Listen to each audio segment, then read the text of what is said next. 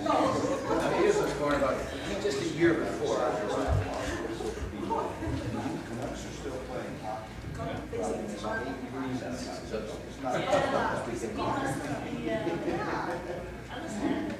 Well,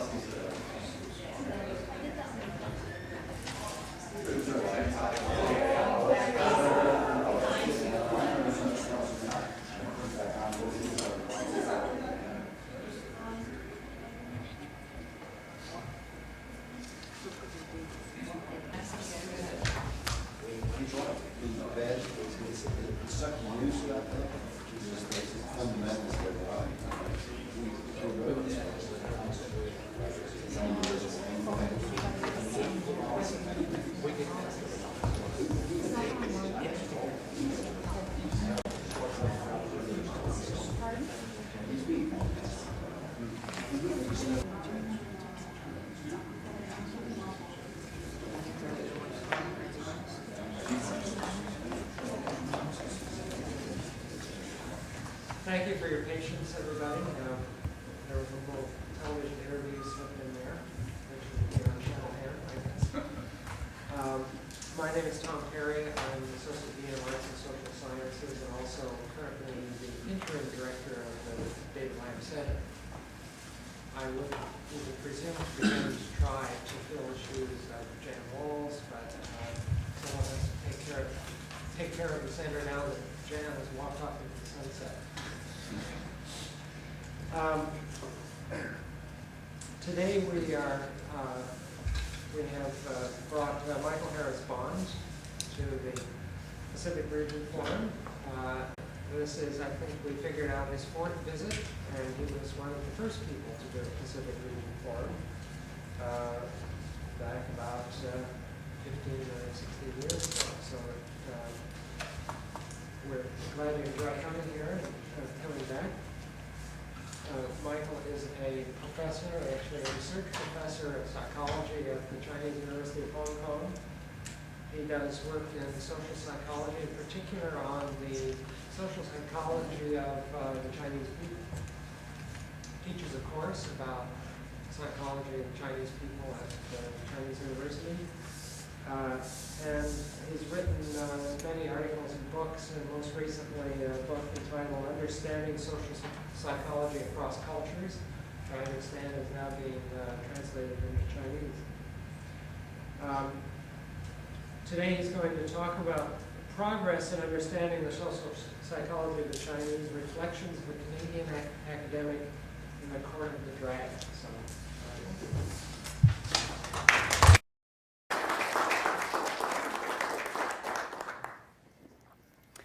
well, my thanks to Simon Fraser University and particularly the David C. Lam Center for International Communication.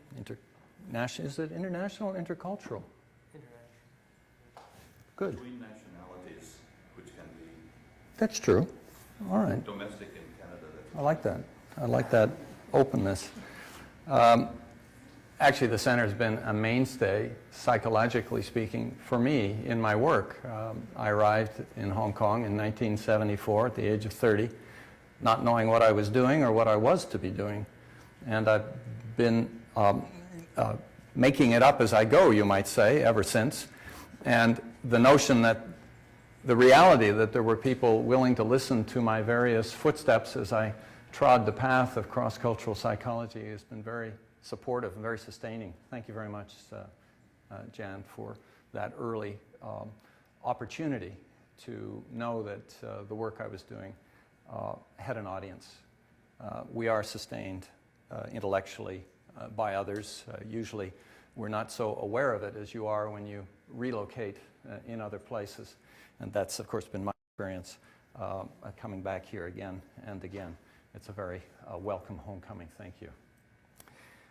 All right, let me take you where I think I'm going these days, and it is a bit of a retrospective account of my career over the last 32 years.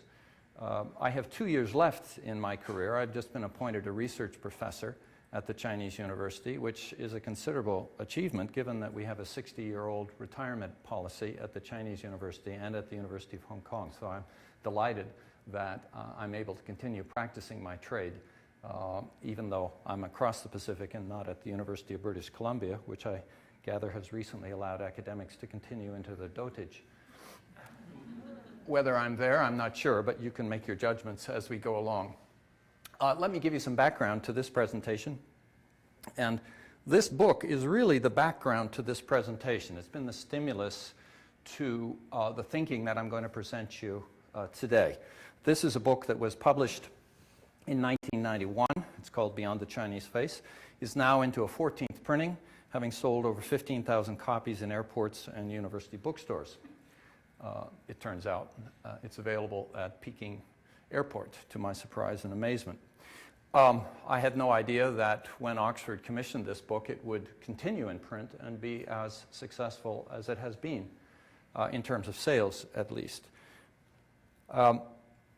OUP asked me if I would do a second edition about 5 years ago. They thought perhaps things were becoming dated, and they saw a good thing, I suppose.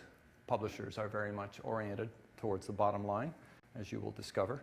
If you do a trade book, this was intended to be a trade book, was a trade book, and is marketed as a trade book, although it seems to cross academic and non-academic lines.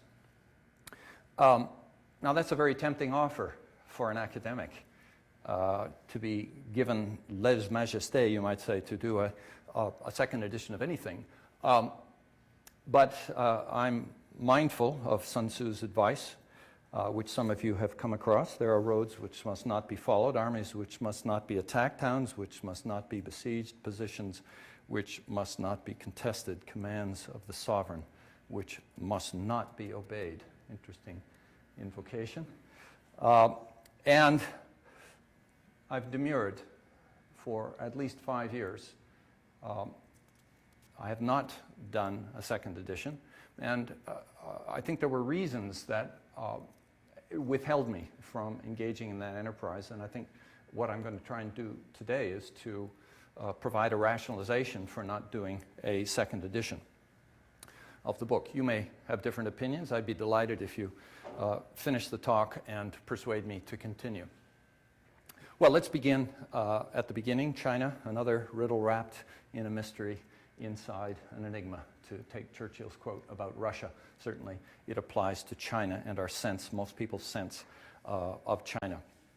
Now, my basic position is taken from a paper I gave at the Shanghai Academy of Social Sciences when I was asked to introduce the psychological perspective to China studies.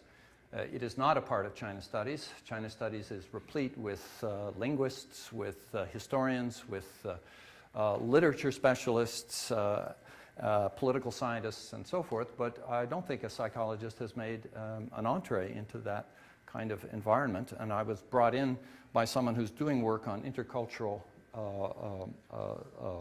adaptation at the Shanghai Intercultural Studies Institute, a new institution that's been funded and is run by people who are interested in bridging the China gap. And of course, they think that there might be some place for a psychologist. And I give a kind of justification here for the interest that has been stimulated and continues to define China studies and, of course, most people's reactions to China as we move into the 21st century.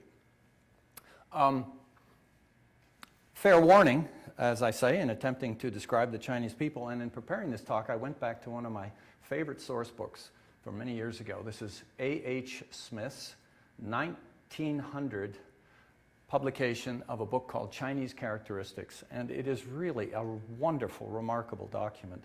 Not only is it phrased in very archaic English, but he's a very acute observer. He was a missionary, apparently, in China. But he got around, unlike many of us who stay within a kind of a cultural bubble when we do our cross-cultural work. He really got out and about, and you can just feel the pulse of daily life in the descriptions that he gives of Chinese characteristics. But I began rereading this book in order to get a sense of how long this fascination with China had been going on. This book has recently been reprinted, I might add. As he says in his introduction, quoting a British journalist named George Cook, no theme could be more tempting, no subject could afford wider scope for ingenious hypothesis, profound generalization, and triumphant dogmatism. A wonderful expression. This is Smith quoting George Cook, who was apparently a journalist put in China for the Times and was sending dispatches from China. However, it may be said that the attempt to convey to others an idea of the real characteristics of the Chinese is vain. As in vain, I presume. But maybe vain also, perhaps. Vanity, thou art science. Vanity, thou art a social psychologist attempting to explain Chinese social behavior. And as support for this kind of statement, here's Cook again saying, I've written several very fine characters, that means, I presume, essays, for the whole Chinese race, but they were always saying something or doing something, that is, the Chinese were always saying something or doing something, which rubbed so rudely against my hypothesis, disconfirmed my hypothesis, that in the interest of truth, I burned several successive letters. I presume he was corresponding back with the folks at home, including his editor, by giving these kind of reports from the trenches, you might say, the trenches of China. And he ends up burning them because he keeps getting disconfirming evidence. Well, okay, let's deal with disconfirming evidence because as scientists, we're very interested in this particular phenomenon. I want to introduce you folks to the normal curve. Now, this is the kind of stuff we do in comparative studies across cultural groups. We will take two apparently equivalent samples of human beings from the two different cultures, and we will then take the measurements from the situations that we've created, and we will compare the relative strength of the response of people from different cultural groups to this measurement scenario that we've created. What will happen, of course, is because there's considerable variation within any population, is you get a normal distribution of responses. So here we have culture M1, as I'm calling it here. Here we have culture M2. And as you see, the responses from culture M1 are distributed approximately normally, as you will see here. But of course, you will notice that the average response, which is the kind of response that we spend far too much time being interested in exploring, as psychologists, is different from the average response of people from culture M2, whatever M2 may be. M2 has a variety of possible exemplars from their own cultural system. As you see, it's more widely spread in terms of its standard deviation of responses than are those responses from M1. Now, what happens when we do psychology? What we do is we write learned reports on the differences between this average score from M1 and this average score from M2. At least this was what we did back in the 1970s and 1980s, and is still being done in Generation 1, or what I call Aristotelian cross-cultural psychology, where your goal is to describe the differences. Along the abscissa, for example, level of filial piety, up the ordinate, relative frequency of that trait in the population. And these are the kinds of things we deal with. Differences between M1 and M2 are statistically significant differences in the sense that the mean tendency of the two populations to endorse the trait is different by a certain degree. You can even assess the degree of difference. Then from the basis, that difference then forms the basis of the scientific conclusion that M2Es, those are people from M2, right? As in Chinese from China, or Canadians from Canada, all right, have less filial piety than the M1Es. That would be a scientific conclusion justified on the basis of that data, and we would follow the normal procedures of necromancy, statistically speaking, in order to justify drawing that conclusion. Such a difference, when noted by journalistic types, of course, or informed readers, then gets distributed across various media and becomes a widely held stereotype. So, for example, there's a wide belief that Chinese people show greater levels of filial piety than do people from other cultural systems. Now, whether that's true or not is another issue, and I'm not basing this conclusion on data because, surprisingly, there have been very few studies done, comparative studies on filial piety, which is a concept you would expect to have been explored much more widely across cultures. Okay, now I'm particularly interested in the deviates who confound the stereotypes. Now let me show you some deviates here. And I remind you, as we begin, with a quote that I used before from Cook, they were always saying something or doing something which rubs so rudely against my hypothesis that in the interest of truth, I burnt several successive letters. Now, who's rubbing rudely against my hypothesis? Well, let's have a look. We have a group of M2Es. Here are the M2s. I'm not left-handed, but I'll do my best. These are M2Es. And the average response of M2Es, of course, as you see, is higher levels of filial piety than the M1Es. But we have a group of M2Es over here. Let's just follow the normal curve backwards, you might say. And here we have a group of M2Es who show lower levels of filial piety than the average person in culture M1. These are the kind of people being referred to as deviates by Cook. And I guarantee you, in a population of 1,300,000,000 people, you can find lots of deviates from the normal curve, certainly from the average that would describe the normal curve. Similarly, let's go over here. Here are the M1Es distributed in this way. And you'll see there's a somewhat smaller section, subset, of the M1Es who in fact show higher levels of filial piety than the average person from culture M2. Again, another set of deviates, what you might call the unfilial M2Es and the filial M1Es, if you wanted to draw those kinds of distinctions. All right. The academic liberal response, and a response that was made in reviews of Beyond the Chinese Face, was that we should not be promoting these kinds of stereotypes. We should not be discussing these kinds of stereotypes based on data where there are clear exceptions. The scientific response, however, is somewhat different, and it's been a scientific response we've been making for a number of years. In general, the stereotype is correct. Statistically speaking, in general, this is a correct stereotype. The M2Es show more filial piety than the M1Es, on average. Now let's figure out how the deviates got there. Deviates are interesting people. They're huge tests of our scientific thinking. All outliers are. And they give us the stimulus to provoke, or as I call it, complexify the story. I'm sorry for the misuse of English, but I love IFI verbs. I love turning adjectives into verb. And if we can simplify things, can we not complexify them? We may not like it complex, but indeed, if life, or as Einstein would say, keep it simple, but no simpler.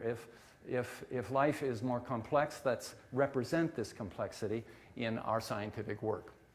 And here are two atypical Chinese, which I thought I would expose to you. You will perhaps recognize the top lady. I'm not sure you would recognize the bottom gentleman, but you will see him as a type. And how can we bring these two characters into the story? Do they support Cook's conclusion that I've often talked over this matter with the most eminent and candid sinologues, and have, we still use that word, Jim? Sinologues, and always found them ready to agree with me as to the impossibility of a conception of the Chinese character as a whole. Do these folks help us to put that comment, taken 107 years ago, into some kind of context? Well, I don't think so. Because what we do as scientists is we invent another construct which will help us explain the deviation. And I present as a possibility here the concept of modernity, the modern Chinese, as a way to explain deviation, as a possible way to explain deviation. Now, of course, as scientists, we'll have to start measuring degree of modernity, and then we will start to see whether or not the degree of modernity of a Chinese can explain the degree to which they are not filial pious. What's the word? Filially pious? This is a very awkward expression, but so is filial piety. We would use a different expression, but because we're doing Chinese psychology, we try to maintain the kinds of terms that are commonly used. All right, the value of the social scientific story. Within the past 30 years, the Chinese has made himself a factor in the affairs of many lands. This was wonderful. This was 1900. What's happening in 2007, folks? The tsunami, the Chinese tsunami is on the way, and I guarantee you that we're facing the 21st century, which is Chinese. Now, how we dance together, with one another is going to determine the fate of the planet, quite clearly, but size is on China's side, not to mention historical longevity.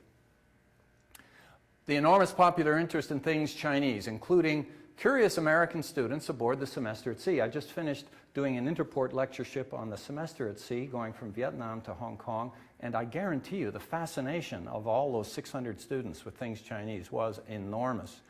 The kinds of material support they had for their study of China, the interest in traveling in China once they hit Hong Kong. In fact, they spent no time in Hong Kong. They just exited from the boat to the airport and flew to Kunming, to Xi'an, to Beijing, to Shanghai.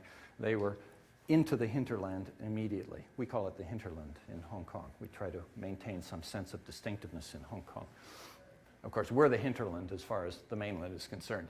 Now, I put this book up because this represents the culmination of a great deal of work on the psychology of Chinese people, published in 1996. The Handbook of Chinese Psychology was a real academic's delight, or at least we hoped it would be an academic's delight, a necessary item on the bookshelf of anybody who was doing psychology involving Chinese people, integrating the available empirical data and organizing it and giving it some kind of conceptual theme.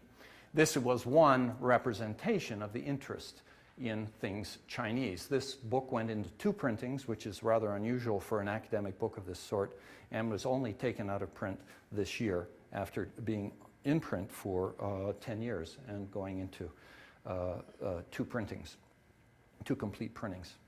Diplomats, teachers, business persons, sojourners want to know about the Chinese people, and I suggest stereotypes and all. In fact, stereotypes are very useful devices. They give a set of expectations which help to structure interactions. Now, the problem with stereotypes is if you get married to your stereotype and are oblivious to the kinds of differences that you're facing in front of you. But indeed, stereotypes in general are accurate representations of what you're likely to face. Likely to face, not inevitably facing, but likely to face. And people who have applied interests and who are not knowledgeable about the other cultural group, but who must become knowledgeable quickly, are hugely interested in this kind of material. This is a real cottage industry, folks, out there.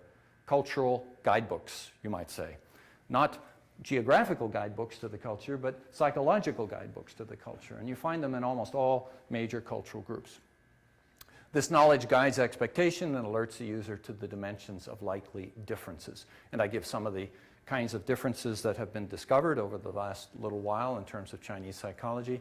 The frequent use of rhetorical questions. Instead of making a position, stating a position, you ask a question, which implies a position but does not state the position. Formality of address among new acquaintances. Higher levels of formality of address among new acquaintances characterizes Chinese. Volume of speech in public settings. Most of you will not have to figure out where the Chinese position themselves on that variable, I hope. Frequency of using harmony-type words in discourse. I went to the Shanghai Academy of Social Sciences and I stopped counting during the first open address when I got to 36 uses of the word harmony. And that was in one speech. This is and of course it was given by a Chinese person. It was not given by a Western person. It was given by a Chinese person. And one of the themes of the conference was indeed harmony. But this continued use of binding integrative terminology like the word harmony is very characteristic of Chinese discourse. The use of gestures when speaking. The degree of helping behavior. All of these are areas that have been explored in psychology, comparing Chinese people with people from other cultural groups, where we have found differences. All right, unwrapping the mystery of the Chinese people. Much of this accumulated wisdom, and this was the source of much of my early learning about Chinese culture. Remember, I said I arrived not knowing what I was doing, and I've been making it up ever since, sort of muddling through, you might say. I had to rely on cultural experts in the same way that many of you confronting a new culture will rely on available experts. Fortunately, there were some very interesting guides. Lin Yu Tang, an educator, Fox Butterfield, a journalist, and Chi Min even. I just finished reading Princess Orchid. I don't know what you guys think of historical grounded fiction, but I find it fascinating. I really enjoyed Princess Orchid, for example. But her far better book, of course, was Red Azalea, where she described her actual experiences being sent as her family representative to the countryside to be re-educated. That was an extraordinary document about real life experiences that we don't have access to otherwise if we don't listen to cultural mediators of that sort. Here's Lin Yutang, and he was one of the first people I read on Chinese psychology. Behavioral scientists like Richard Solomon, again, one of the first people I read. His work, he's now a political scientist, or I think he joined the State Department, did he not yet? I wonder where he is now. Francis Hsu, whom we met early in Hong Kong, he used to come through and he was helping Chinese University develop its program. He ended up being the president of the American Anthropological Society and wrote a marvelous paper called Psychological Homeostasis and Run in the American Anthropologist in 1971. That kind of work helped me figure out what might be going on and structured my approach to doing Chinese psychology in the early days. These were guides in the realms of gold. Lin on Chinese face, and I give you a quote from My Country, My People. What is face? I had no idea what face was. I mean, I knew what a face was, but I didn't know what face was, and he was my early guide.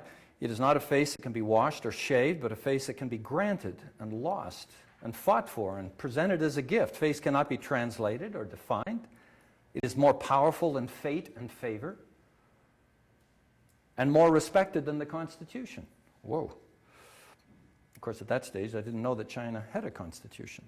It often decides a military victory or defeat and can demolish a whole government ministry. It is that hollow thing which men in China live by. Well, I don't know how you can live by a hollow thing. It seems to me you live by vital things. And that was the implication, of course, of his prose. But was this purple prose? Was this hyperbolic? Was it accurate? And how were we going to find out? I was really intrigued to do experiments on face. The first experiment I did on face was very amusing. Yang Koshu was a member of our department at that time, and I showed him the results of this study, and he said, well, that's a very interesting study, Mike. He called me Mike and gave me my Chinese name, Mike. Very interesting study, Mike, but it's not about face. Now, he's the doyen of Chinese psychology, and he's telling me that the experiment I've constructed to measure Chinese face is not about face. Well, back to ground zero. Where do we go from here? Okay, that's a small note. Well, okay, many of us are intrigued, captivated, enchanted, and I think when you read prose like this, you begin to wonder, what is it that's going on here? This sets the hook, as we say in fishing.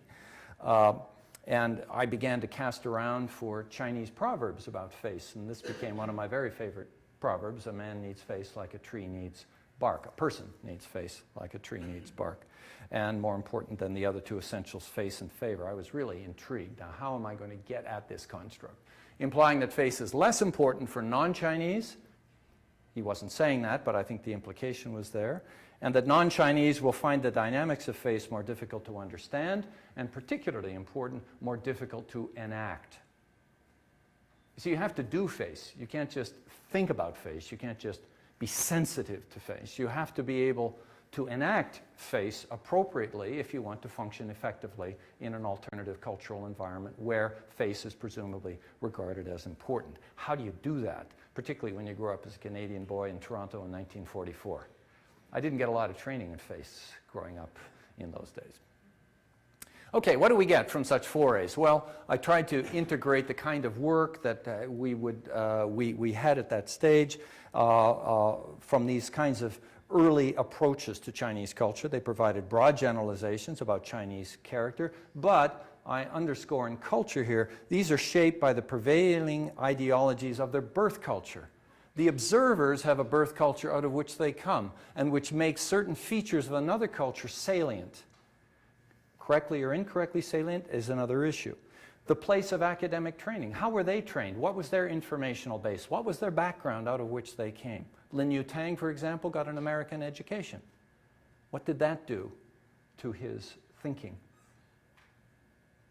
Limited by their observational access. Many of us who are supposed cultural guides to Chinese culture have certain kinds of footholds in Chinese culture. Mine is confined mostly to an academic setting.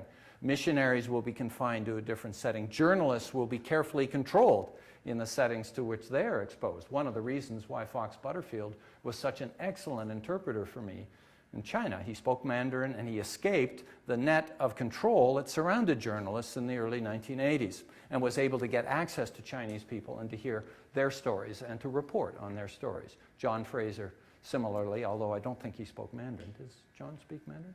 Did he? I don't know. All right, so my point is that these observers had a very particular purchase or perspective, you might say, on Chinese culture. And that qualifies the kinds of judgments or conclusions they might make if you're a scientist. These assessments portrayed the Chinese, and I give some idea about the basic way in which we understood Chinese at that time, and I quote Yang Kuo-shu's chapter in The Psychology of the Chinese People, published in 1986. These kinds of conclusions came from his chapter on Chinese personality. How were Chinese different? Well, they were hierarchically embedded individuals, face-conscious, context-dependent, conservative, and collectivist. And that's a conclusion based on the kind of data that we had available in the mid-80s. Such portrayals were implicitly, sometimes explicitly comparative. They were not actually based on cross-cultural comparisons where you took two equivalent samples and exposed them to the same measurement situation and then compared the results. What was the value of these observations? Well, first of all, they stimulated a lot of cross-cultural work. Are Chinese people different? And in what respects are they different? Suggested specific hypotheses to be examined. The Chinese parenting is more controlling, restrictive or authoritarian. Their introversion is higher. Their modesty is greater. These were the kinds of results that we were beginning to get from this kind of suggestive work. If so, if these are in fact the differences, how did they get there? How do Chinese people become like that? Now, this is not a trivial question. I guarantee you there are a number of non-Chinese parents in this audience who are very intrigued by how it is Chinese parents raise their children to be so successful academically. And if they had the magic bullet, they'd be glad to apply it. Now, of course, we're not going to reveal the secret today. This is part of the Chinese edge that they will need to make the adaptation to Canada effortless and miraculous. But indeed, that's one of the kinds of questions that we need to be addressing. The hows. How do you cook people this way, to use a Chinese expression? How do you socialize people to develop those kinds of qualities and those kinds of characteristics that reveal themselves on comparative studies? How is it that Singapore is the top country in terms of academic achievement in mathematics and in science across 44 nations around the world? Now, that is a very interesting kind of outcome that's of considerable moment to many people on this planet. What is the magic bullet, you might say? Parental control and academic achievement, as I mentioned. Criticism by superiors and face loss. Self-esteem and satisfaction with life. Conservative values and filial piety. Reward for application and pace of life. These are some of the connections between certain variables that we need and we are beginning to explore cross-culturally. Is that connection stronger for people in certain cultural groups, like the Chinese, relative to other people from other cultural groups? The limitations. Well, first of all, the limitations of these observations I've been describing is that they're not scientific, and we must ask the question, what's the objective validity of these kinds of observations? Given the intercultural backgrounds of the commentators, almost all of these comparisons spanned the Western Chinese divide, mostly the American Taiwanese divide, as it turned out, and then things shifted. Hong Kong became a center for academic work cross-culturally, but the point is, they were only two cultural groups that were being compared. Rarely were comparisons drawn with other Asian cultures. Are Hong Kong people different from mainland people, for example? What about the Japanese and the Chinese? People often conflate these two cultural groups. In fact, most people can't distinguish Chinese from Japanese visually anyway, and so they will group them as Oriental. Do you remember that term? I gather it went out of fashion while I was busy doing research across the Pacific, because I got chided for using the term once in a public address. So please forgive me if I've fallen through a time warp and I've woken up 20 years later and I'm using the wrong language here. Rarely were other cultural traditions, viable, long-lived cultural traditions, particularly the Muslim tradition, hugely underrepresented. But are the Persians similar to the Chinese? Is that a question worth asking? Certainly a question from a scientific point of view worth asking. And certainly as I've observed Persians in my experience, they're very much more compatible with the Chinese than are the Canadians, for example, in terms of the smoothness of interaction and assumptions, shared assumptions. Only rarely, as in the work on modernization by Yang Koshu, did they explore the dynamics of psychological change. Were Chinese people changing? Many of our ideas about Chinese people were derived from earlier work, earlier observations on Chinese who were coming out of a particular historical epoch. Chinese commercial negotiating style. Fascinating book, a highly successful book by Lucien Pai, was based on interviews done in Hong Kong in the late 60s of refugees from China. So here we were learning about how the Chinese negotiate by talking to people who negotiated themselves out of Chinese culture into Hong Kong successfully, and that required some considerable degree of legerdemain. French, right? You guys get French as a second language? May I use French? Is it okay? It's the only language second language I've been able to master, certainly not Japanese, Chinese, or the other variations that I've been exposed to since I got educated, supposedly. Psychological change resulting from historical development and technological advances. Yang Koshu has been at the forefront of looking at what he called modernization and the impact of modernization on the psychology of Chinese people. Based mostly on historically derived inputs, these traditional assessments lead one to wonder, who are the contemporary Chinese? You folks, kind of people who are listening to my talk, the kind of students I'm educating now in Hong Kong in the year 2007. Are we basing our current assumptions on ossified leftovers from the 20th century? Okay. We are changing, however, in cross-cultural psychology in our approach to the Chinese. I want to bring that up to date and to inform you about what's going on, I think what's going on. Yang's work stimulated our examinations of Chinese people residing in other political environments, forming a part of the Chinese diaspora. That was a big part of Yang's contribution. Focus here now moved on to many different cultural systems, Chinese and non-Chinese, and on their psychological outcomes.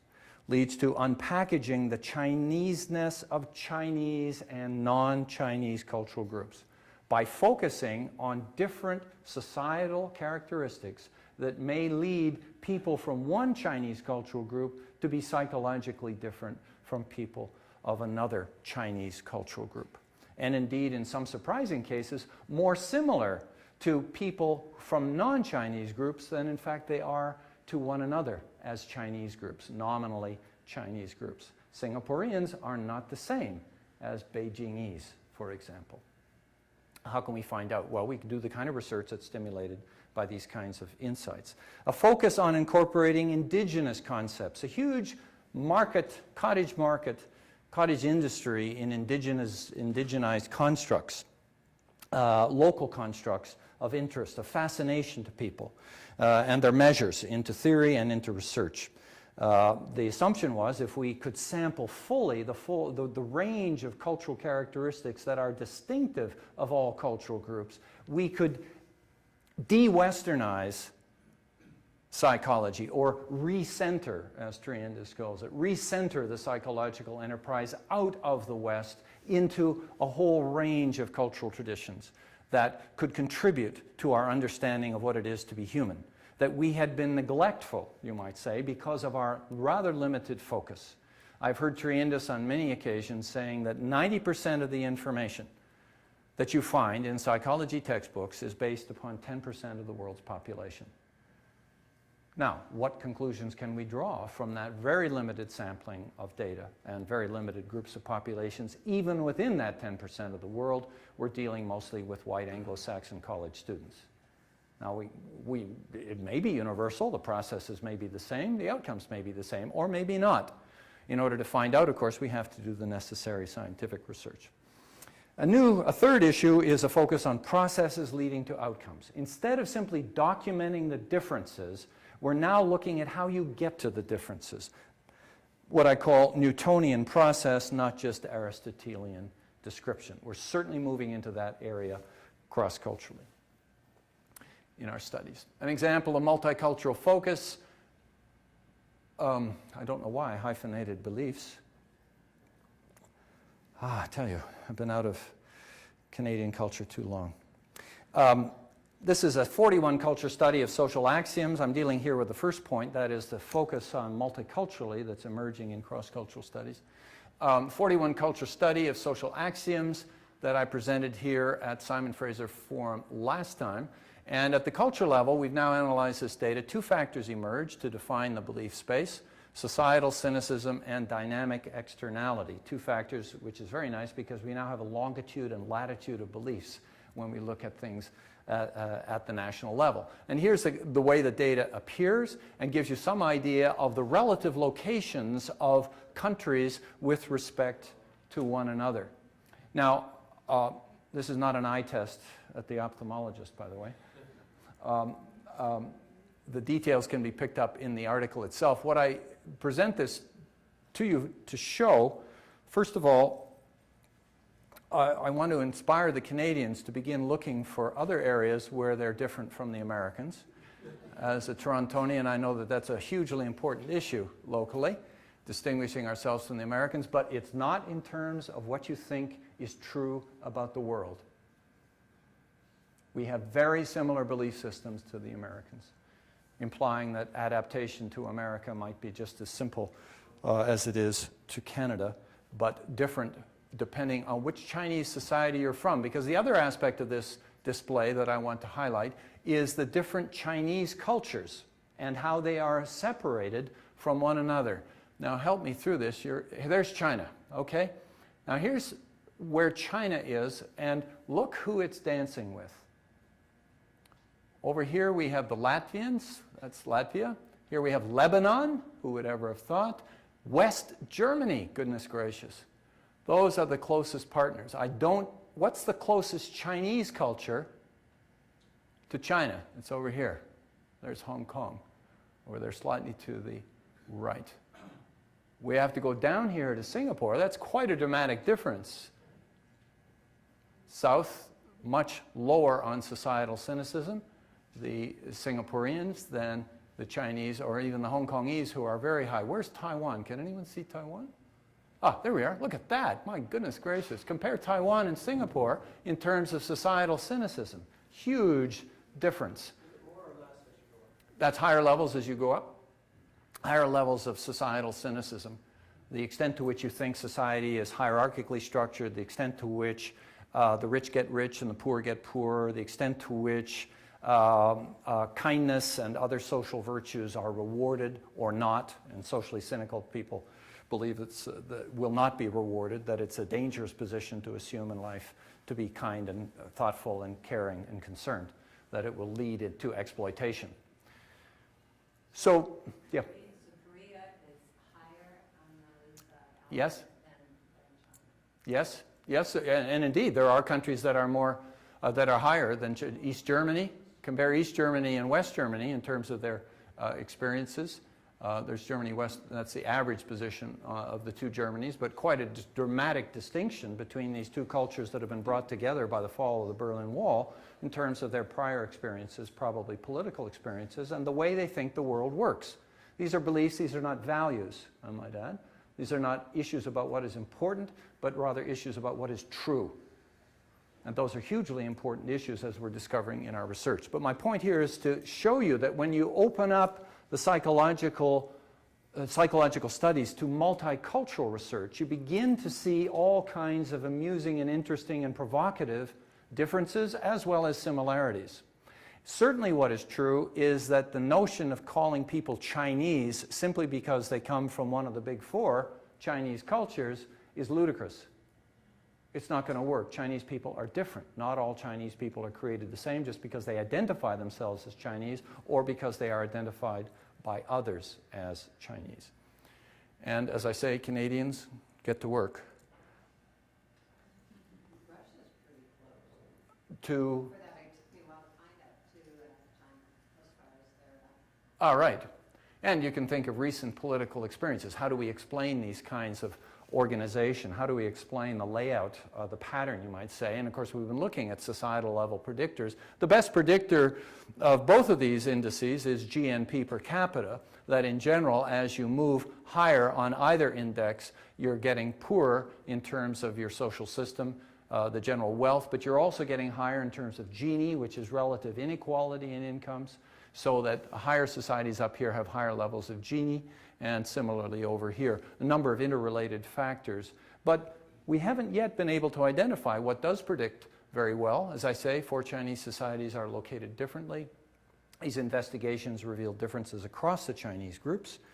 And we began to wonder, what then accounts for the position of a society on a variable? Suddenly the Chinese themselves were revealed as being different from one another and often closer in psychological terms.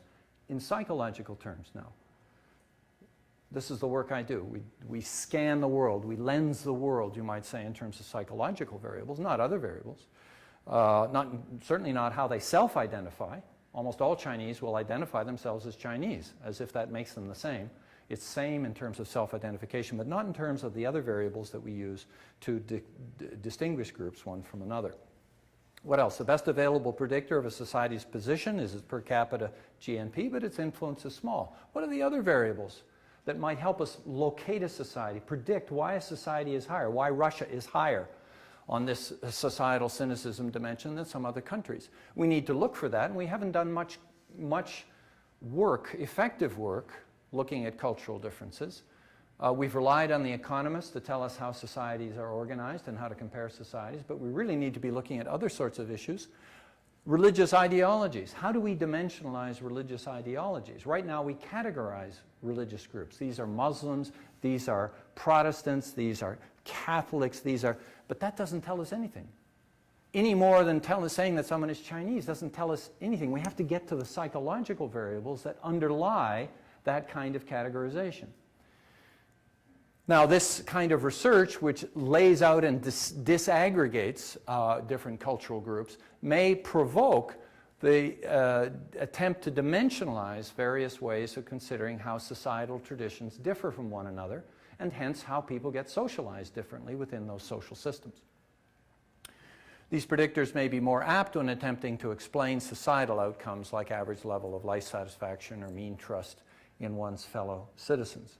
These are variables that are now being used cross-culturally in the Inglehart data set, the World Values Survey, to compare people in different societies. How can we explain why the levels of trust in one social system are higher than the levels of trust in another social system? Trust of one's fellow citizens, for example. This is a hugely interesting and important issue if you believe Fukuyama's ideas about trust, and yet how can we predict multiculturally why one society, members of one society, show higher levels of trust in their fellow citizens than do people from other social systems? It's not just about wealth. China, for example, is very high on its score on trust of fellow citizens. Amazingly high, surprisingly high. And we don't really know why, particularly given the background over the last 30 years in Chinese society. A second way in which cross-cultural psychology is attempting to join this debate is in terms of indigenizing cross-cultural psychology. And I give a quote from the abstract I presented in Shanghai about these issues and how we have now moved beyond being dependent on Western ideas, Western theories, Western instruments, and are slowly beginning to develop a homegrown approach to doing psychology, which involves identifying indigenous constructs, local constructs, meaningful constructs to the local population, and then measuring and instrumenting them so that we can use them in scientific work. And these indigenous or culturally grounded psychology emerging from explicitly identified local realities. Well, of course, if it's true in the minds of people, we as psychologists believe it's true. I don't know if I should put reality in quotation marks if we're dealing with psychological features which are believed to be significant for people from one cultural group to another. Here's a picture of Yang Kuo-shu, who's the key player in the indigenization of Chinese psychology, historically speaking. He's the one on the left, by the way, over here. This fellow, I don't know. This is some years ago, as you will see. Since then, my barber has left, and a reckless fellow takes exception at my haircut every time I go into the barber shop. Yeah, thank you very much.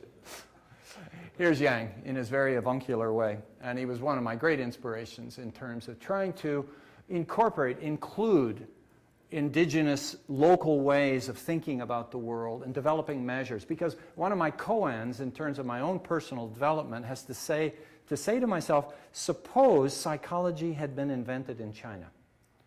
And China had become the exporter of psychology to the rest of the world. What would psychology look like? What kinds of concepts would we have? What kinds of theories about human behavior would we have had? And that's a very interesting provocation. And I think what would have happened is that people would have sat down, local Chinese psychologists, and thought about interesting concepts that occurred to them as being important, and would have instrumented it, created experimental situations in which we could manipulate and explore that phenomena, and then would have developed theories which got exported to the West, and like good collectivists, we would have picked up the shovel and done replication work in our own cultures, as the Chinese initially did, but are no longer doing so much. Throughout this development, he promoted this new approach, this new emphasis, and provided a social environment for people to do this kind of work, because he and his colleagues have held annual conferences in Taiwan and explored salient Chinese concepts like filial piety, yunfen, concord, guanxi, mianzi, and other AQ mentality even. These are ideas that have emerged. You guys know about AQ mentality? Peter, you know about AQ? Indeed. Taken from a famous novel about a woman who was, well, I guess the Cantonese would say mong cha cha, a little bit absent-minded and out to lunch. But this is an identified concept now that Fanny Zheng has found in her Chinese personality assessment inventory. And we now have a facet to measure AQ mentality. How perverse, how puzzling, how peculiar. But equally peculiar, of course, are Chinese persons confronting Western instruments and Western concepts that have been derived from measures put together by Westerners. So Yang is being the yin to somebody else's yang, or maybe his yang to somebody else's yin. How Chinese psychologists responded, cross-cultural psychologists have responded to this initiative, this local initiative, by incorporating these concepts into cross-cultural studies. So that now China is providing a source pool, you might say, of ideas and concepts for incorporating into cross-cultural work, to see how these play in other cultural groups, how they play out.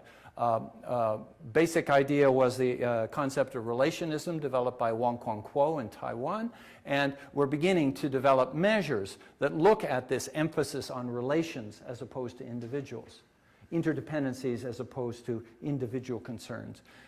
Fanny has identified a major dimension of personality. Dr. Zheng Miuqing, my office mate for 25 years, at least not office mate, next door neighbor, who's now the chairman of the department at Chinese U. She's developed a dimension of personality independent of the big 5 dimensions that we hear so much about in psychology, called interpersonal relatedness, quite closely connected to relationism, but identified using the canons of scientific procedure and discourse.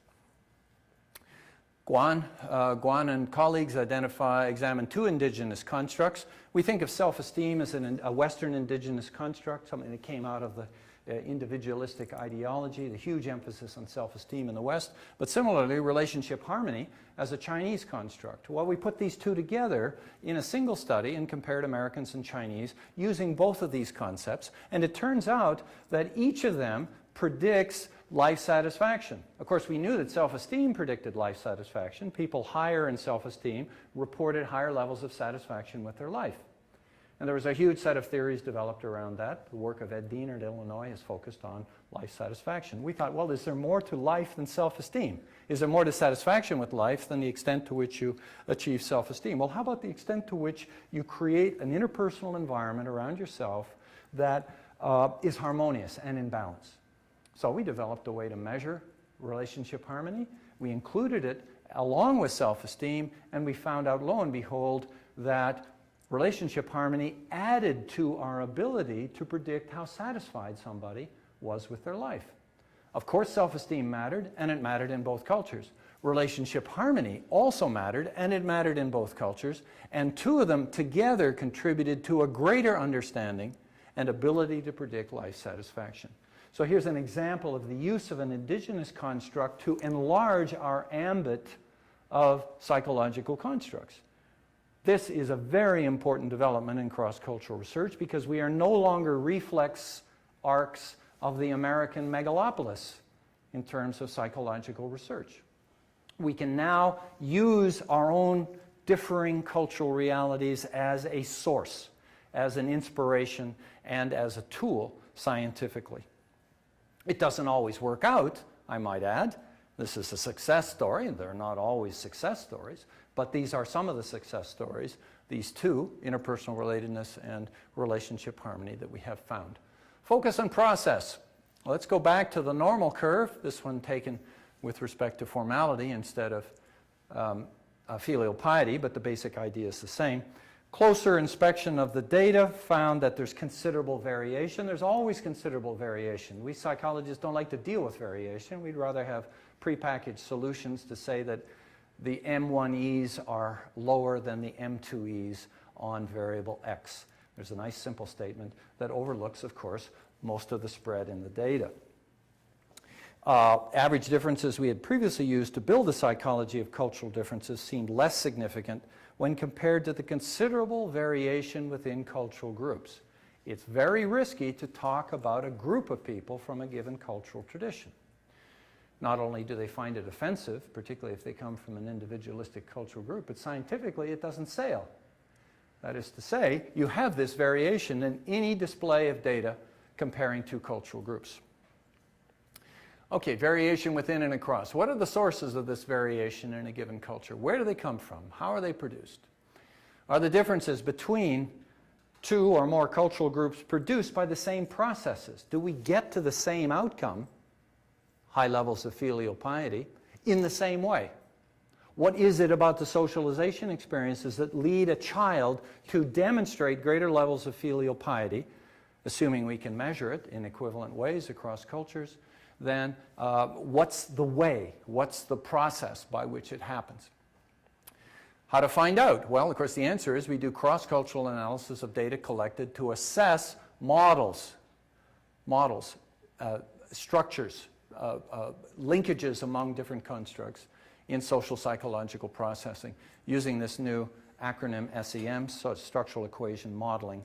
I won't explain that because I can't, but I will show you how we try to apply it. Documenting differences across cultural groups is now leading to giving way to mapping the processes by which psychological variables occur. We're moving out of Aristotle into Newton. We're looking at how things happen, not what is the difference between groups. The differences were important to establish that we had a case to address. We had something to say. We had something to explain. Now we have to get in the business of explaining. This approach yields universal models of linked constructs where one's cultural background functions to position the member of one's group generally higher or lower than members of other cultural groups. Now that appears a little abstract. I'll try and give it some clothing in a second. Culture becomes a positioning variable, as we call it, leading the predictor variables to be generally higher or lower in the cultural populations involved. Culture is not in the positioning of psychological variables, is in the positioning, not usually in the process. The process is universal, but where you start in that process may vary as a function of the culture from which you come.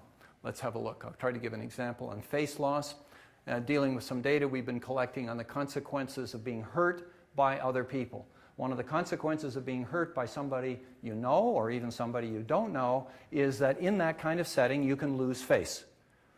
Because of the disfluency in your relationship, because of the damage to your relationship, because of the public awareness of other people that you are having difficulties in your relationship. When you are hurt by another, you can experience loss of face. We can measure loss of face, and then we can compare what is the impact of losing face in different cultural groups. Does it work the same way? What were our hypotheses?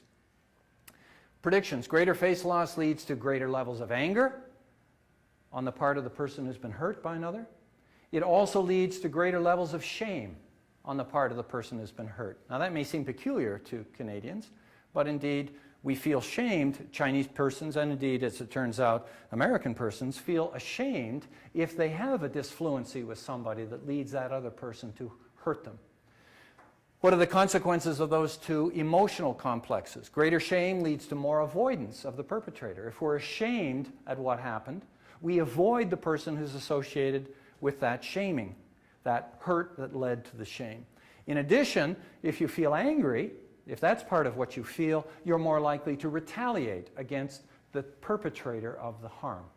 So now we have a model which says the greater retaliation and greater avoidance, those two complexes that emerge out of being harmed, lead to deterioration in the relationship. So now we're moving from face loss to emotional reactions to losing face, to the kinds of behaviors that you engage in with the other, to the outcome for the relationship, in this case deterioration. This is a fairly complex set of steps visually presented in this way. This is essentially what I've said in visual form. It's a model relating face loss from being harmed, to relationship outcome, in this case, deterioration of the relationship. So that's the model. You collect data in two cultural groups. You try to establish equivalent measures of that process. And then you say, does it work in the same way? The answer is that all constructs may be measured similarly. Americans give you a measure of degree to which they feel they've lost face as a consequence of being harmed. Similarly for shame, avoidance, retaliation, anger, and relationship deterioration. So we have what we call a pan-cultural model. It works the same way. That is to say, the same elements are involved in going from face loss following being harmed to deterioration in the relationship. And as you will see, there's a positive link. If you retaliate, you're more likely to show relationship deterioration later on. If you avoid the person, you are very likely to result in a deterioration in the relationship. Either or both of those responses will lead to greater deterioration in your relationship, less salvageability of the relationship. Some new linkages appear. Face loss directly predicts relationship deterioration. But you'll notice that's only true for the Chinese. It's not true for the Americans. So there's an addition. Some linkages are culturally specific. So indeed, the dynamics of face loss are complex. Well, I never promised you a rose garden. When we start looking beyond simple differences into process, life becomes more complicated. People didn't want to hear Newton's story either. But indeed, we're now there, and we got there because the outcome is what's important, and how we get there makes the difference and is going to help us understand whether or not Chinese persons are indeed different than others. Excuse me, Yes. question now or at the end? Sure, now. Can you put that slide back? Yes, I can, I think. Yes. Okay, I was just, I'm kind of embarrassed where my mind went with that, but I was just thinking, a relationship that deteriorates means, and like what would that definition be? As in, you know, the emotional deterioration or the frequency of contact, and Say more. because in All of the above. okay, and in North America, I went to the abuse situation, Yes, which oftentimes of course. doesn't sever the relationship as often. Indeed.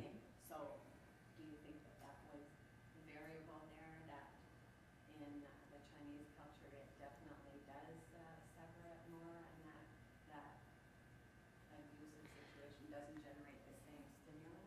When we're talking about marriage, you know, an undertaken relationship where there's some kind of societal commitments, then I think the issues can be different than in these chosen relationships.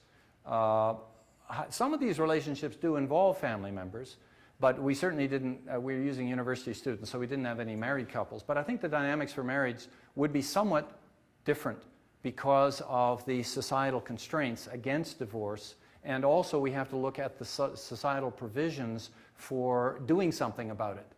Now, you know, people believe we're now starting to get reports about very high levels of spousal abuse in Chinese culture, in Hong Kong at least, mostly because of the Office of Equal Opportunities that was begun by Fanny Jiang, where she was the original head of the Office of Equal Opportunities, looking at spousal abuse. We're starting to see more and more of it, whether that means there's suddenly a change or whether it's simply the opportunity to report and to find some redress for the situation. And where do you go in Hong Kong culture if you have an abusive spouse? That's another issue. There are places to go in other cultural groups, alternatives, and support for being a single parent, for example, in cultural systems. So how it would work out with respect to marriage is a little bit different, and we have to have a look at that. These are a variety of relationships, including more than just marriage.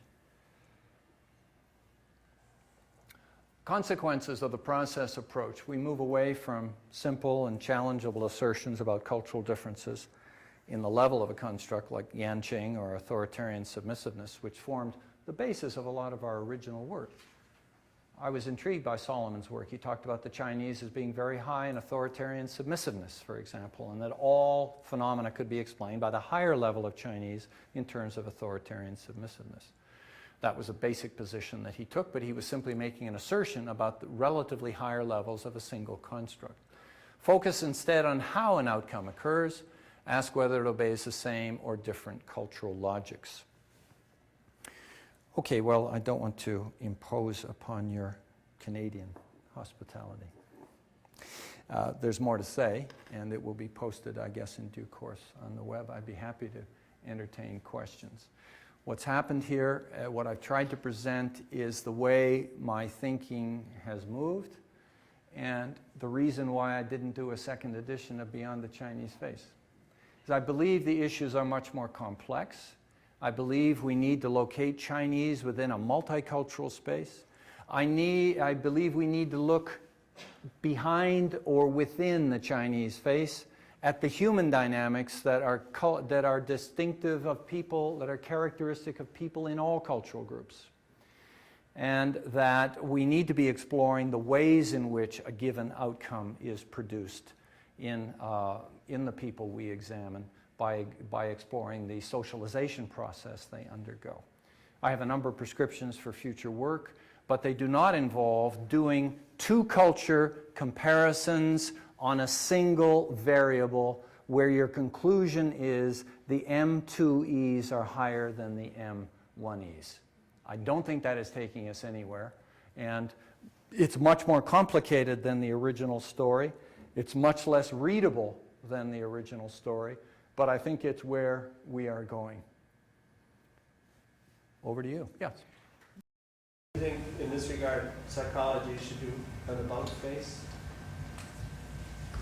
Well, I meant that. should, yes, okay. That's the introduction to my question, actually. Yes. In your dynamic externally index, you talked about when you go from the bottom to the top, but when you go from the left to the right, what is the implication? And I was also noticing Mexico wasn't on it. None of the Central American states, nor Cuba. I've got to tell you some stories if you want to hear stories. Because I found it really fascinating looking at that. Yeah. When you go from left to right, and why isn't Mexico there? I was in Mexico a little while ago when I saw a Chinese fast food delivery motorcycle in the Yucatan. Took a picture of it. In the Yucatan. Yeah, I'll send you that for your book if you want. Many modernities. I was going to mention at our lunchtime conversation, one of the best books I've looked at recently is a book called Many Globalizations, plural, edited by Peter Berger and Samuel Huntington.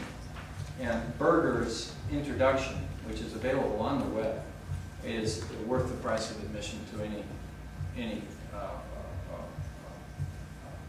library.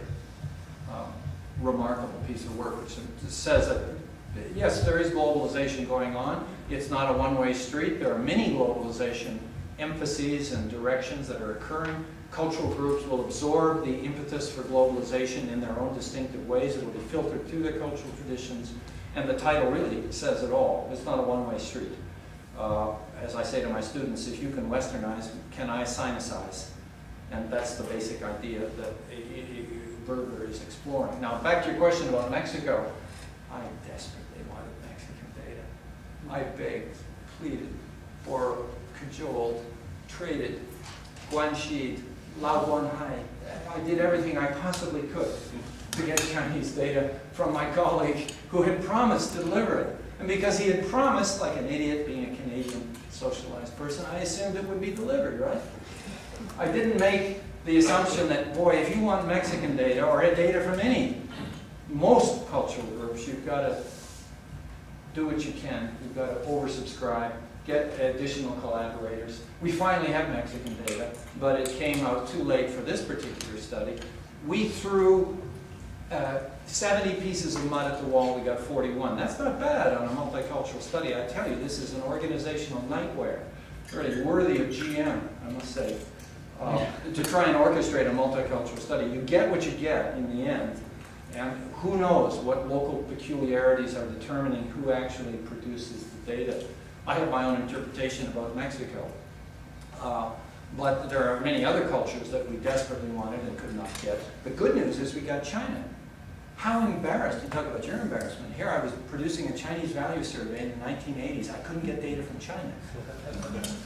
I had 23 cultures in the data set, but no China. The Chinese value survey, you got Taiwan, you got Singapore, you got Hong Kong, you got no China.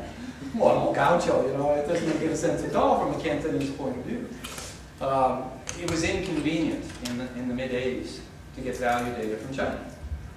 And no Chinese psychologist was willing to put his future in line by collecting Chinese data. It was only in the early 90s that a graduate student of mine went across the border to Zhongshan, his home university, and collected data without asking anybody for permission. So we then had the Chinese data that we wanted and could locate China in the middle of this 23 culture space. So what you get is not always what you want, but I don't know if the addition of Mexico, I don't think the addition of Mexico would have changed the two-factor geography. I'd be intrigued to know where any country is actually in this geography, not just Mexico. I certainly wanted Central America. We couldn't get, I had a Costa Rican colleague who didn't come through either. I would love to get Panama. I'm going to go to Panama, but I can't get any action out of Panama either. They don't seem to have psychology departments down there. But maybe when I get to Mexico City and I do a little bit of Chinese relational magic, I will find a colleague who will get us Chinese, get us Panamanian data, all kinds of cultures. Sorry. Yeah, the quadrants, left to right. Yes. What do they say? Well, cynicism is a vertical issue. What's the left to right in the quadrant? oh, that's dynamic externality from left to right. Okay, is that leftist thinking, or what is that? You've got four quadrants. Right. Okay, cynicism in Norway is much less than cynicism in East Germany. I understand that. Left to right, is there any implication? Or is it just Yes, I mean each of those dimensions, these are orthogonal, statistically orthogonal or independent dimensions. You need both of them in order to locate a given culture. We were hoping for a one-factor solution, but you rarely get one-factor solutions. Hofstede got 3, if you recall, turned it into 4, and then added a 5th. We analyze the data in a variety of ways. I like two-factor solutions because you can display them nicely, and it reminds people of latitude and longitude, right?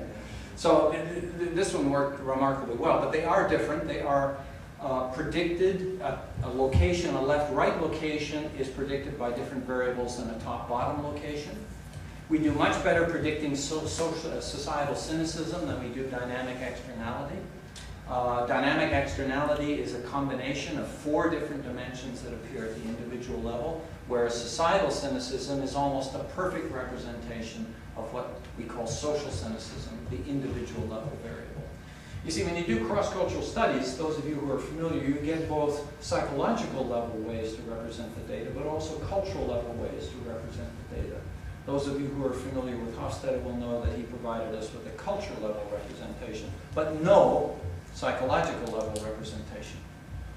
This is one of the few variables, along with the Chinese value survey, which has been analyzed both at the cultural and at the individual level. So it's a little harder to make sense of culture level variables, much easier to make sense of individual level variables. And I'm not comfortable with culture level variables, except that it makes a nice presentation. I'd much rather work with psychological level variables, which we've been identifying more and more in the cross-cultural loop. David, you're working on cultural intelligence. Is that a cross-cultural universal? Can you measure it in the same way in different cultural groups? I think the question is, I'd like to know the answer to that too. is that I want to move to Norway, I think.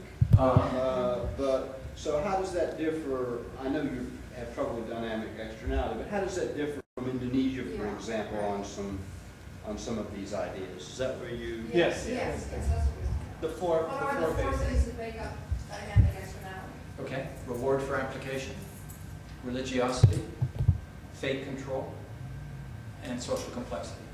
Which control, fate? Fate control, the extent to which you believe your outcomes in life are determined by forces beyond your individual capacity to regulate. We call it broadly fate, but it includes a whole variety of factors that are talked about and described differently in different cultural systems. So, yeah, but again, at the individual level, when we're looking at an individual's behavior, we need to know their position on 5 dimensions, just like the personality dimensions of the big 5, where you need the whole picture in order to explain the personality of the individual. Here, if we want to explain the belief system of the individual, we need scores on 5 variables, not 2. This is a country's position. And it's a lot harder to talk about country positions. Most people make serious intellectual or logical flaws when they try to do that.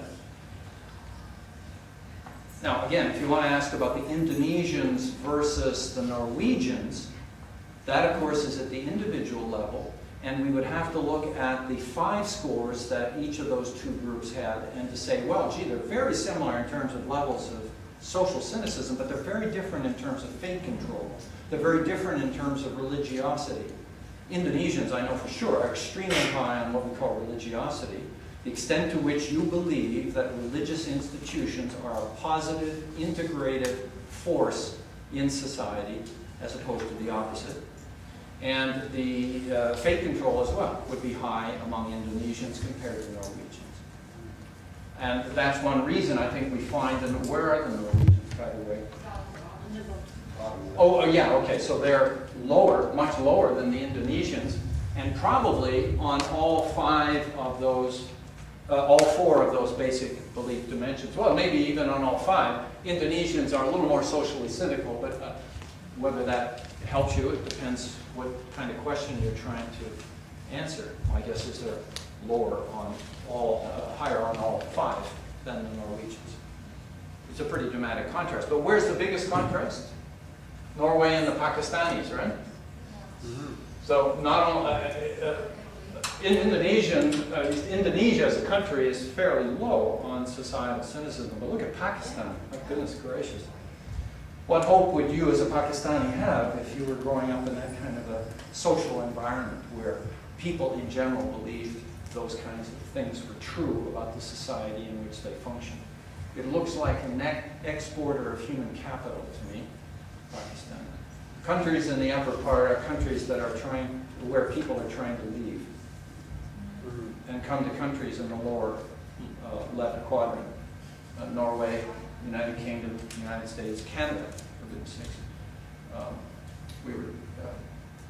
The Philippines, interestingly, is a net exporter of people, but it's not quite as different as I would have expected. Nice to have Philippines, by the way. You talk about cultures that you want to include in a sample. One of our real problems in cross-cultural work has been the focus on Confucian heritage cultures and the tendency to see Confucian heritage cultures as collectivist. There are many varieties of collectivism which will only be revealed if we go multicultural. So far, we've been going bicultural. The major work in cross-cultural comparisons is either Americans or Canadians compared either to Japanese or Hong Kong Chinese. That's the major 2 cultural axis in our studies. And of course, our database, our thoughts, our ideas get structured around the available data. What would have happened instead of exploring Japan and Hong Kong if we'd explored the Philippines and Malaysia? I guarantee you we would have had different theories about how people function. Now, it's slowly happening, but the Muslim societies have been very resistant up till now of cross-cultural work. Very difficult to do studies, very difficult to meet fellow colleagues from those societies in order to make the relationship necessary to build data You know, we're not dealing with mice here in a lab. We're not dealing with chemicals. We've got to get access to human beings through other colleagues who are experts in their own cultural system. I can't do it out of Hong Kong. I have to have reliable and agreeable colleagues. And money only goes so far to sweeten the pot when you're doing this kind of work. Did you notice the difference between countries that have been colonized versus ones that weren't colonized? That's a hugely interesting issue. Now, could we get a colonization index? Because if you can get a colonization index, we can do the statistical work. I haven't looked at that. I think that's the kind of variable we need to look at. Now, there may be varieties of colonization. There have been some colonial experiments that seem to be hugely successful to me, and others that seem to result in basket cases. We don't need to mention specifics, but I'm sure you can think in your own experiences of members of the former British Commonwealth that have turned out well, and those that have not turned out so well, if I can put it mildly. And what's to account for that? Well, we need to look additionally at other features that may have been involved. Compare Hong Kong to Zimbabwe. Zimbabwe has a huge internal ethnic division. The lid was kept on that ethnic division as long as the British were in charge. Hong Kong did not have an internal ethnic division to deal with, internal to its own culture. And maybe that's one of the issues that is important in predicting the consequences of decolonization.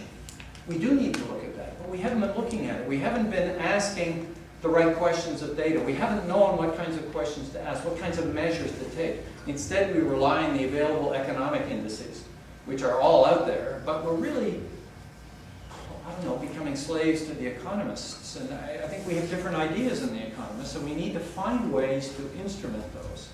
I talked about religion. We don't know how to compare people in different religious traditions in terms of their theology, for example. What are the axes of difference between Protestants and Catholics? We know historically where they came from. We got some very interesting stories about where they came from. What is the difference, theologically speaking, between Muslims and Christians? Theologically speaking, they're both monotheistic, right? Is that one of the variables we ought to use? Monotheistic versus polytheistic? Can we get degrees of variations, or do we have to use these dichotomous comparisons? Or how are we going to do it? We're just beginning to think in those terms. You think about the importance of religious ideology, either explicit or what you might call permeating the culture, that you take on board as a young child growing up in a social system. How are we going to make sense of those? How are we going to talk about the Chinese religious traditions? Is there a religious tradition in China? What is the difference between a religious tradition and a philosophical tradition, for example? Some issues. Yes? The World Watch Institute published a paper a year ago dealing with the resource stake in the desire of India and China to achieve a Western level living standard, material standard, and put out the thought that really the only way, there's not enough resources on the planet to achieve that, Yes. and that India and China need to address their ambitions culturally, with a cultural shift. In your experience, do you think China has capacity to culturally, psychologically shift and adapt, or will the pursuit of massive material consumption continue? Or obviously the West has to adjust too, but I'm just interested in the concept of whether there is a potential to culturally shift and address. I think the potential in China is much greater than in India. I think the British unleashed the genie of democracy and individual assertion against the state in ways that have never been a part of the Chinese program. I think that the potential for China to turn in any direction, the right direction or the wrong direction, depending on your point of view, is much greater than that in India, if you wanted a prediction.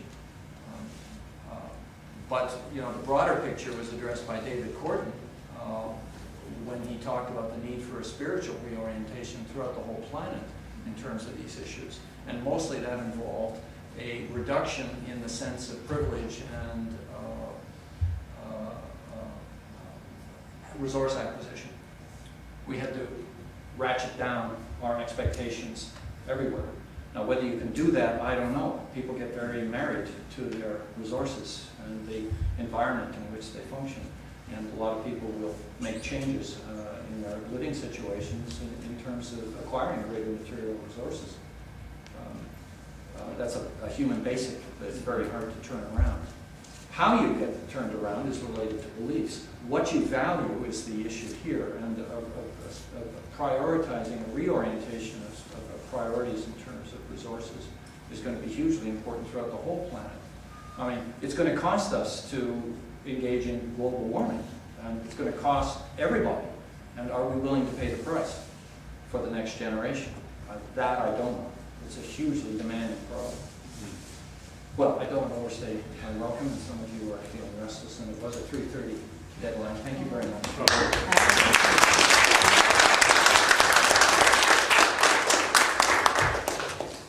I'm Bill, Director of the Culture and Communication Programs at the Lab Center. And on behalf of the Center, I'd like to present Professor Bonwin a little token from the Center. And thank you so much for such a fascinating and insightful lecture. And we hope to go on to whichever way to find out more about your research. Thank you so very much. Thank you very much.